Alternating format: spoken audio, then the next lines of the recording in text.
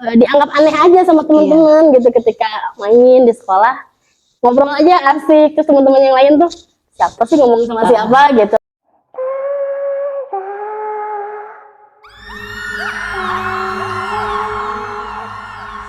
Assalamualaikum warahmatullahi wabarakatuh.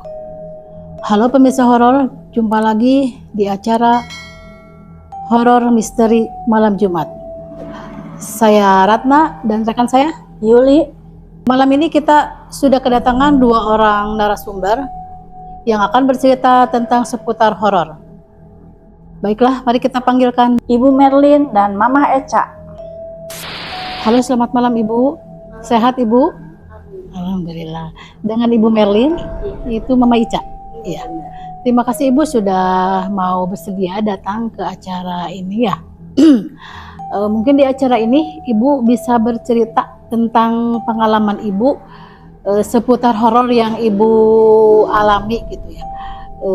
Bisa di sini Ibu ceritakan dari awal sampai akhir. Semenjak kecil memang saya itu sering melihat hal-hal yang mungkin disebut kasat mata ya, hal-hal yang awam buat kebanyakan orang. Dari kecil memang selalu melihat sosok terutama di rumah saya dulu, sosok yang dimana itu memang bukan anggota keluarga kami karena kami itu keluarga kecil. Selalu ada di sekitar kita ketika misalnya saya tidur, terkadang ada yang suka duduk di samping kalau ketika Ibu beraktivitas di dalam rumah itu. Di ruangan pun ada ya. Ketika tidur, kalau di tempat tidur yang dari busa itu kan terasa sekali ya. Kalau ada yang duduk gitu, seperti itu. Jadi ketika saya bangun memang kadang suka ada yang nemenin gitu, sebuah sosok yang katakanlah lebih besar dari saya gitu. Tapi ibu itu sadar gitu, ada di sekitar Ibu udah ada yang namanya udah sadar. Iya.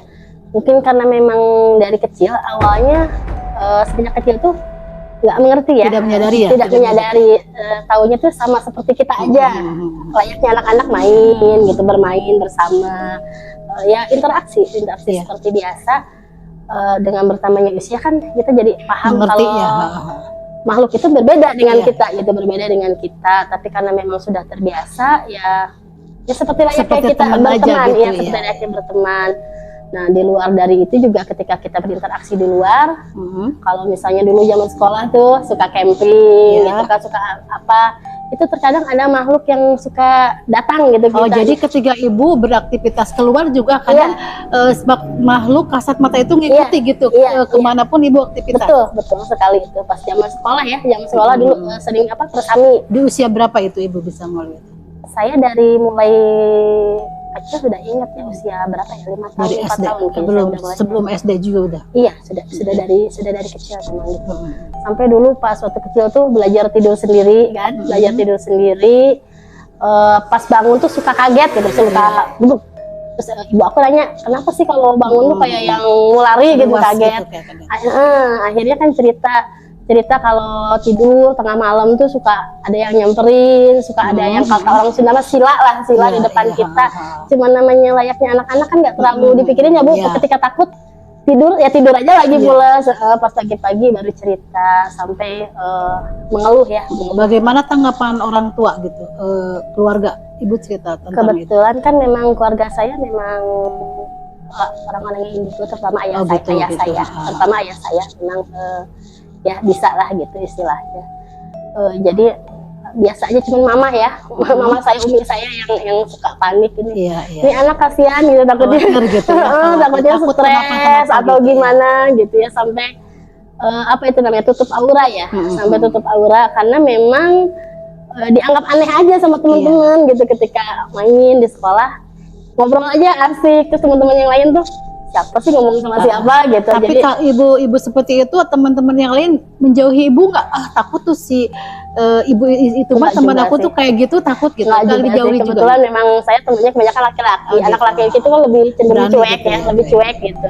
Nah sampai next sudah besar pun semakin bisa mengatasi ketakutan itu ya. Rasa takut tuh masih emang ada aja gitu, rasa takut. Terutama kalau energinya lebih besar.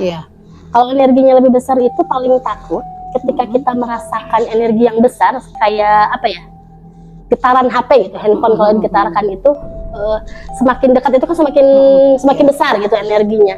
Ketika kita merasakan energi yang besar, tapi kita tidak bisa melihat wujudnya, itu hal yang paling menakutkan selama saya pernah mengalami hal itu gitu. Jadi, naon gitu kalau kata orang Sunda kan gitu kan, di mana bentuknya seperti apa maksudnya. Jadi gitu. bertanya-tanya gitu ya. Iya, jadi bertanya-tanya. Nah, itu berlangsung sampai sekarang gitu.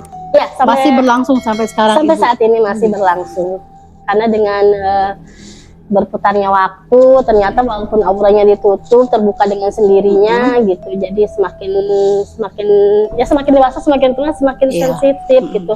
Kadang aku juga suka bingung, apa aku ini waras? Kadang seperti itu ya Bun ya. Bertanya-tanya gitu. Kadang seperti itu, apa ini waras, apa normal, apa aku ini cuma berimajinasi.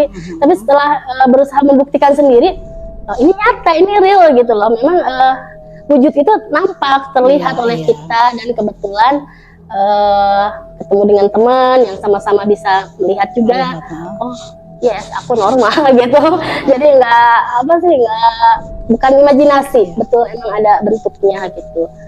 Kadang suka mimpi ada yang mendampingi, terutama kalau kelewat sholat. Aku masih ingat dulu waktu punya baby tuh, aku tidur, namanya kalau ngelonin itu kan suka lebih nyenyak yang ngelonin ya.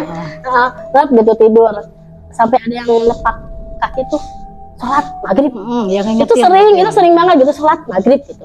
Terus pernah lagi sekali lagi tidur tuh, itu katanya kadang kalau perempuan kalau habis halangan suka males lagi gitu ya, suka ada aja nanggung gitu, takut ada lagi atau gimana gitu. Jadi kelewat lah sholatnya, suka kemimpiin itu kena gantung aja. Jadi diingetin, jadi ngingetin terus ibadah gitu, sosok kayak jadi itu gitu. mungkin kayak sosok pendamping gitu ya, tapi tidak mengganggu gitu, tidak kayak iseng gitu, enggak? Sejauh ini enggak sih, enggak jadi gitu. lebih ke mendampingi aja gitu ya? Iya, cuman karena semenjak dari saya dulu yang kecil sempat ngerasa shock juga, karena setiap hari kedatangan tamu gitu, setiap malam tamu-tamu seperti itu. Jadi beliau lebih sering datangnya ke mimpi. Terus hal yang bikin bingung tuh, kalau lagi tidur, ada yang, ini udah setelah dewasa ya, setelah menikah, ada yang datang gitu minta disolatin, aku nggak ngerti juga ya, yang bentuknya kayak orang-orang yang apa, yang berdarah-darah, yang gitu, yang wujudnya seperti menyeramkan gitu, ya, seperti itu, nggak ngerti. Mereka datang nangis, ngebangunin, kelihatan. Cuman kalau hal seperti itu kan kita lihat wujud, tapi di belakangnya tuh luas gitu ya, nggak kelihatan apa ada meja, ada kursi, itu nggak kelihatan kalau kita lihat sosok seperti itu tuh. Cuman pas aku lihat tuh memang seram, rasa takut normal ada, itu rasa takut ada. Mau apa sih, jangan ke aku lah, aku nggak bisa, nggak ngerti gitu. Ibu Merlin, maaf ya, ketika ibu melihat penampakan itu ya, ibu pernah nggak ibu berinteraksi gitu, bertanya atau apa gitu, ketika ibu ada itu penampakan itu datang ya, berhadapan langsung sama ibu. Nah, ibu pernah nggak mencoba berinteraksi gitu sama makhluk gaib itu? Maksudnya apa, kenapa ngikut-ikut saya, pernah nggak ibu? Pernah. Tapi hal seperti itu tuh apa ya, tidak dengan ucapan kata ya, itu lebih di hati gitu. Apa sih, aku mah takut, jangan ke aku gitu. Mau apa? Jadi katanya ingin apa ya, mohon maaf ya, ingin disempurnakan seperti itu, yang kecelakaan atau apa. Aku nggak ngerti juga caranya tuh Bun, kayak apa, gimana. Terus aku tuh ini imajinasi atau gimana, tapi perasaan gitu ya, kalau nyubit sendiri berasa gitu, sakit gitu. Menyimak sepintas yang tadi diobrolkan, dan itu berlanjut sampai sekarang mungkin ya, kejadian-kejadian yang dialami itu. Iya, masih berlanjut sampai saat ini. Dan ya mungkin mulai apa ya, mulai adaptasi, mungkin siap nggak siap gitu. Ya, kalau ngerasa takut itu Bun, apa ya, nalurinya manusia itu pasti ada lah sedikit mah, apalagi kalau misalnya posisi kitanya tidak di dalam lingkungan kita, di luar gitu, energinya terasa lebih besar dari kita kan nggak tahu maksud apa, tujuan mereka menampakkan diri terhadap kita, karena tidak setiap saat kita bisa lihat gitu. Jadi adalah rasa was-was, takutnya ada takut kenapa-napa gitu. Tapi pernah apa, pernah ditanya gitu meskipun dalam mimpi atau dalam apa sosok itu siapa atau apa gitu menjaga kita atau gimana gitu. Kalau yang selalu hadir, yang selalu ngingetin sholat, yang selalu ngingetin Quran misalnya, lihat sampai itu belum dibaca misalnya atau gitu, itu sering. Kalau itu sih kita udah lebih familiar ya, karena udah sering sekali sejak kecil memang beliau ada dalam hidup saya gitu, baik pun nampak ataupun dalam mimpi. Cuman kalau untuk makhluk-makhluk yang seperti itu, terutama yang bentuknya serem gitu, kadang mereka ngasih lihat gitu kalau mereka tuh bisa sampai seperti itu misalnya karena kecelakaan atau karena kasus-kasus yang lainnya gitu. Oke, kita beralih ke Mom Ica ya. Mom Ica sebagai seorang yang punya kelebihan mungkin dari orang lain atau bisa disebut indigo mungkin ya. Dari cerita-cerita Bu Merlin tadi mungkin Mom Ica bisa menerawang atau apa gitu, apa yang terjadi dengan Bu Merlin itu gitu.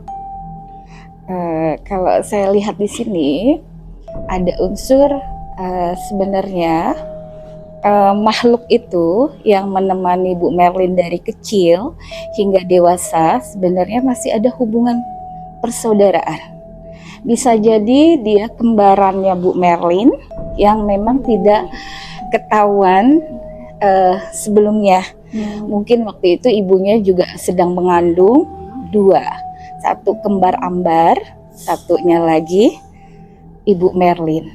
Ketika lahir ke dunia hanya bisa dilihat itu Ibu Merlin, kembarannya tidak, karena papahnya kan tadi sebelumnya juga Bu Merlin cerita ya, mungkin bisa dibilang itu Moms kembar Ambar, sedulur papat kelima pancer mungkin itu ya kalau bahasa Sundanya mah mungkin ya kayak seperti jadi itu. Makanya makhluk itu tidak mengganggu Ibu Merlin karena memang tugasnya itu menjaga Ibu Merlin supaya dia tidak kenapa-napa gitu. Karena Bu Merlin ini juga indigo, bisa melihat makhluk lain yang tidak kasat mata dan hawanya itu seperti menimbulkan aroma wangi. Datanglah makhluk-makhluk lain yang juga mungkin ada maksud tertentu kepada Bu Merlin gitu. Cuma mungkin karena Bu Merlinnya juga selalu merasa aku bukan siapa-siapa, aku tidak bisa seperti itu. Mereka jadi datang terus tapi tidak ada solusi gitu kan. Jadi seperti kesannya mengganggu. Nah, disitulah kembarannya Bu Merlin itu menjaga Bu Merlin dengan cara mengingatkan sholat, wudhunya, sejadahnya atau mukenanya, segala macam yang berhubungan dengan ayo kamu kuatin lagi supaya kamu jadi tidak fokus untuk melihat hal-hal seperti itu gitu. Jadi bisa disebut juga anugerah. Cuma memang Bu Merlin ini tahapnya dia baru melihat sesuatu makhluk lain tapi mungkin belum bisa berkomunikasi, bertanya apa maksud kedatangan kamu ke sini, terus kamu kenapa dan saya bisa bantu apa. Mungkin juga ada rasa takut ya, namanya kita makhluk normal ya, kita manusia tiba-tiba didatengin makhluk yang penampakannya luar biasa serem gitu kan. Pasti jantung kita juga aduh belum tentu bisa ngucap ya kan gitu. Masih untung tuh dia cuma nampakin aja gitu kan. Kalau misalnya dia ngomong atau gimana bisa shock lah Bu Merlinnya gitu. Jadi untuk menghindari itu sih kalau saya perbanyak istighfar, baca-baca ayat-ayat Al-Quran, atau kita setel murotal bisa kalau mau menjelang tidur. Insya Allah nanti lama-kelamaan akan hilang. Dengan cara kitanya juga EGP. Jadi kita nggak usah pikirin makhluk itu datang, anggap aja. Dengan cara seperti itu kita kembali jadi waras kan, otomatis jadi kita kembali akan jadi normal karena hal-hal seperti itu kebanyakan nantinya berakibat fatal buat diri kita. Bisa jadi kita dianggap aneh, atau bisa jadi kita jadi kayak gimana ya? Jadi hidup di dua alam kayak gitu. Banyak yang itu yang bilang kayak Iya. kayak orang stres kalau gitu Iya, mah ya, suka bisa bicara sendiri, sendiri. Betul, Masih betul. menolak untuk, bukan menolak ya, jadi masih iya sih bisa bantu. Aku kan bukan siapa-siapa gitu. Iya. Ngapain sih ke aku, yang lain aja aku nggak bisa gitu. Iya.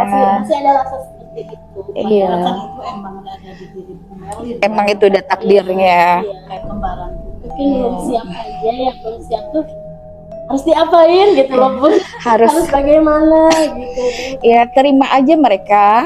Terus kalau memang kita bisa berkomunikasi, Iya. ya kita coba berkomunikasi dengan mereka. Tapi biasanya sih sesudah kita nolong mereka, entah itu kita menyampaikan kepada keluarganya, misalnya dia kenapa, Iya. atau kita tahu kejadiannya ada di mana, kita cari titik masalahnya gitu kan. Kadang ada yang bunuh diri, ada yang kecelakaan, atau ada yang kenapa, tapi kan mereka tidak bisa ngomongnya gitu misalnya. Ada hal-hal yang memang itu pesan terakhir gitu. Ya Bu Merlin juga harus kembalikan lagi kepada takdirnya Allah gitu. Karena memang itu udah jalan yang dia pilih, jadi harus belajar berani mulai sekarang untuk berkomunikasi sama mereka. Dan kalau memang kita dikasih kelebihan seperti itu, ya kita bantu semaksimal mungkin gitu.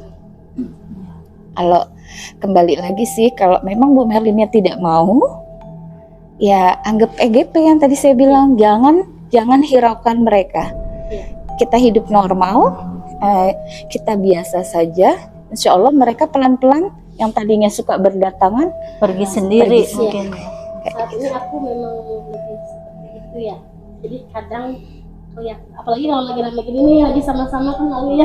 Suka aku bilang, terus memang kan malu gitu kalau sampai kaget atau aku ngomong nggak kerasa ngobrol sama kamu, terus yang lain komen gitu kan. boleh Bu.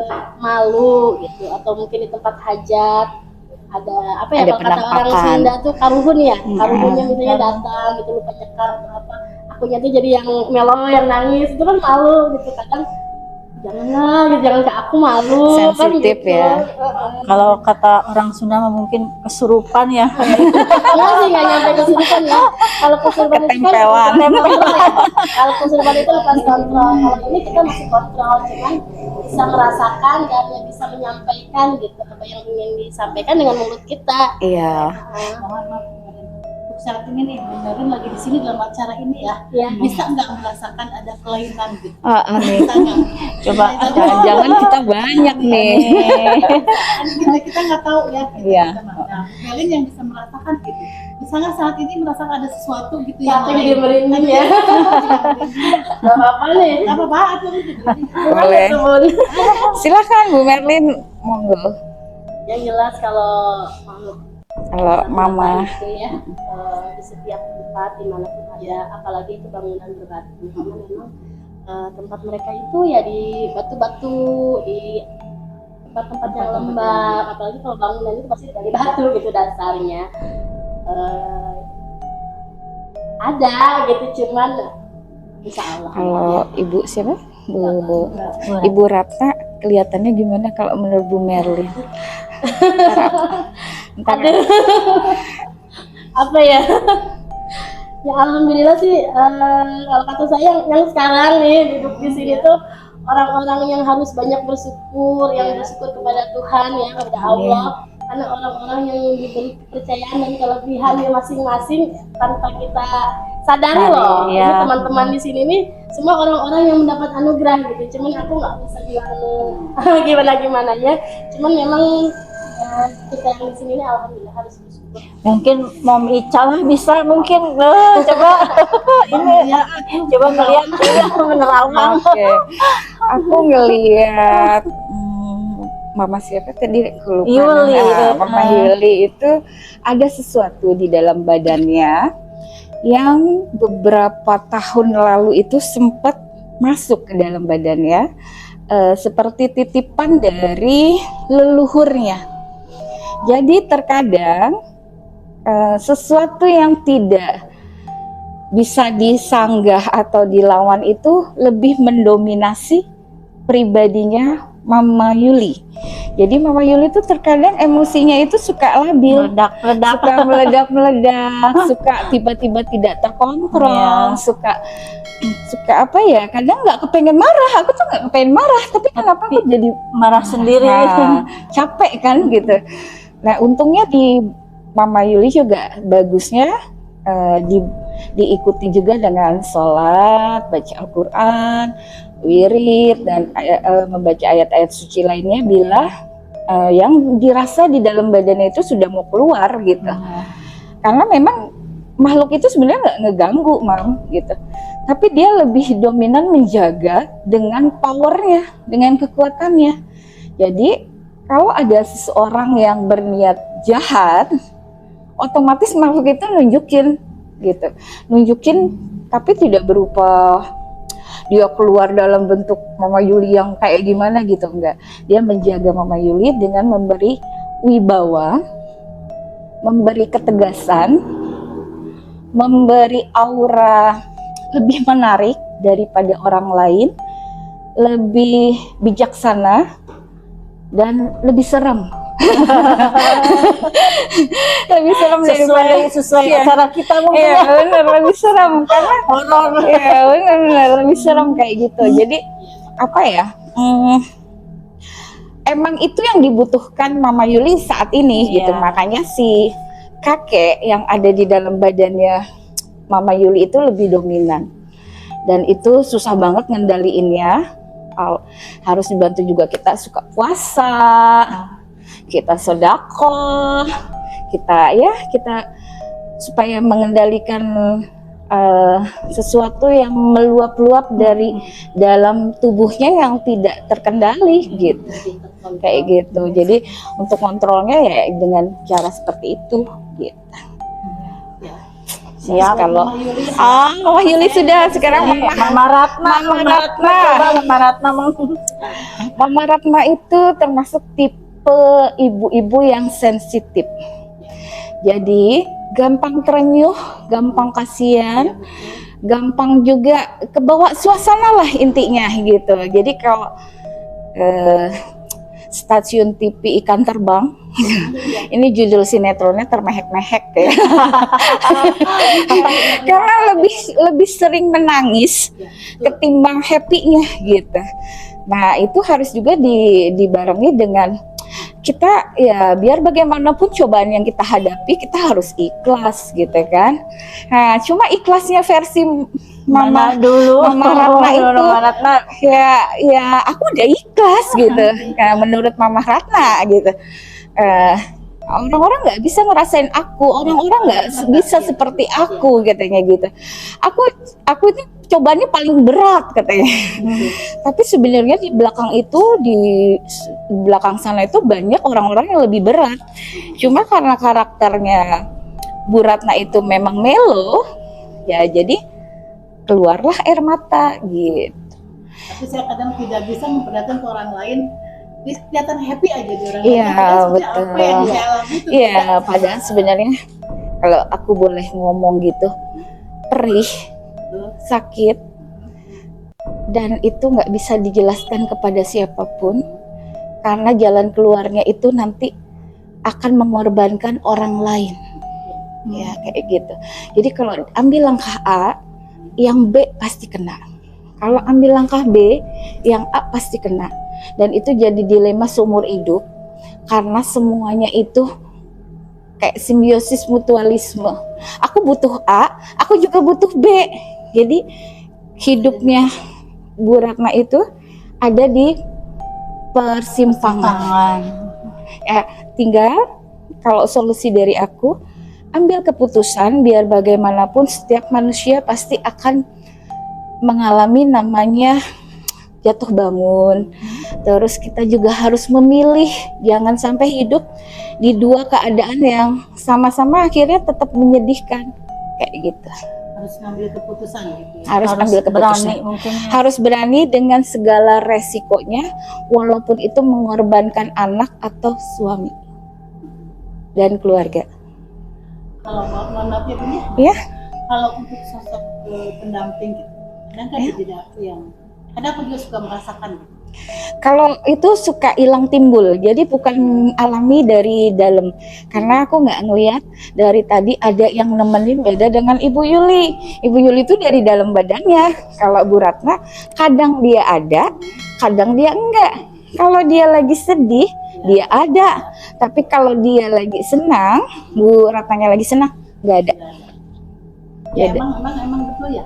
Iya. Kalau aku rasakan waktu lagi sedih tuh kayak ada sesuatu ya, ada yang gitu. Kalau lagi Kayak nguatin. udah nggak ada. Iya, kayak nguatin, tapi nggak ada. Dan itu tipenya bukan nakutin gitu loh, bukan horor, cuma dia ada untuk menenangkan aja, nemenin. Support. Ini dari dia Masih keluar masuk mungkin ya, Om, ya. Iya.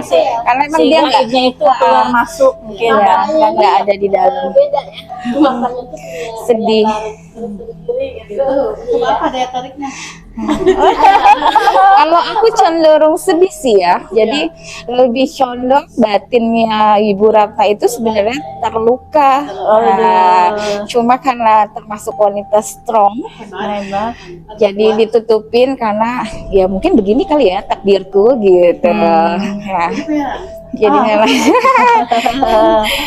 Kadang hal seperti ini di luar nalar ya. Kayak aku Iya. nggak sama Bu Yulisa pertemanan tuh kadang kita juga nggak mudah yang melalui pertemanan ini sering gitu ya, kalau kata orang senang sok paling ngomong tapi memang kita ini kayak magnet, dimana kita jauh ya nyatu lagi, jadi kayak selain di dunia nyata ini kayak ada keterikatan gitu loh, jadinya emang nggak bisa gitu jauh, karena hal-hal seperti ini memang di luar nalar.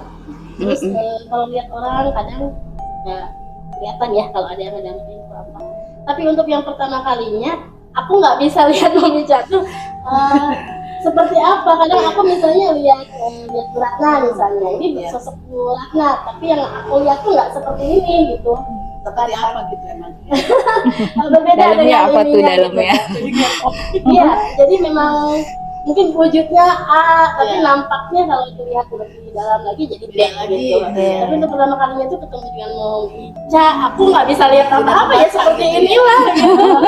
Tidak ngebaca apa-apa. Iya, tidak nampak ya, bukan membaca tapi nggak nampak gitu. Tetap seperti ini gitu. Ya, Mungkin diselimuti sama penjaganya supaya tidak apa terlihat. ya, lebih siap mungkin gitu ya. Kalau saya kan aku mah nggak bisa, aku masih ada penolakan. Tapi Mom ini luar biasa, dia siap gitu, betul-betul siap dengan anugerah dari Amin. Tuhan. Dia bisa menerima dengan baik, dia siap, dia bisa membantu banyak orang. Insya Allah. Banyak, gitu. Insya Allah Mama Merlin sama-sama.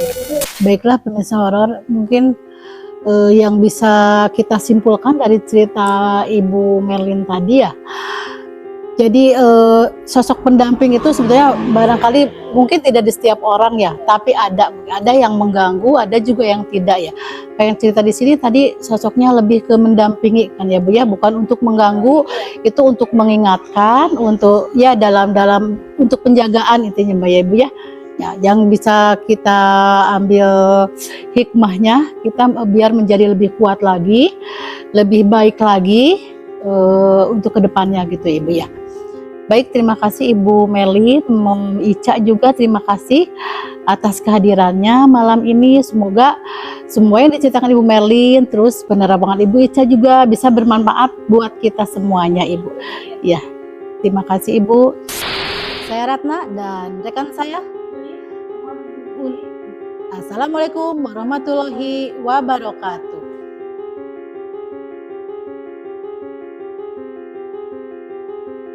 Dukung terus acara Cerita Horor Malam Jumat dengan cara subscribe, like, comment, and share. Terima kasih semuanya. Assalamualaikum warahmatullahi wabarakatuh.